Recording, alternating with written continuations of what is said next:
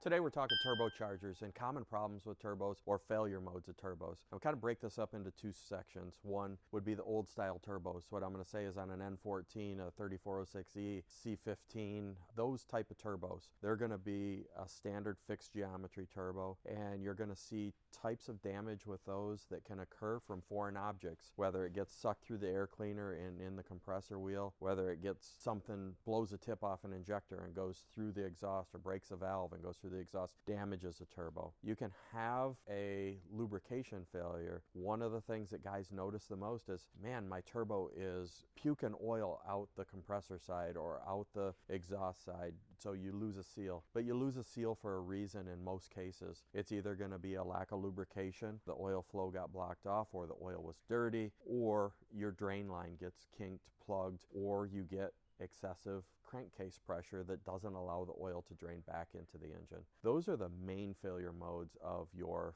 fixed geometry turbo. And now for the variable geometry turbos, the turbos like you see on a 14-liter Detroit or you see on an ISX, those turbos are going to be much more complex. However, they're going to have some of the same failure modes or same problems, any type of foreign object, but the foreign object gets a little bit more complex when it goes on the exhaust side, because now you've got an EGR valve and an EGR cooler, and you can get coolant in through the intake and back out the exhaust and cause problems. You've got carbon buildup that can get sucked in through the intake and out the exhaust and cause problems to the variable geometry unit. So it gets a little bit more complex, but you can still have dirt and debris coming in through the air cleaner and cause problems. You also have some additional pieces on that turbocharger to think about with the moving vanes on the variable geometry, but you've also got a crankcase filter on a lot of those engines, which can cause high crankcase pressure that doesn't allow the oil to drain out of the turbo like it should,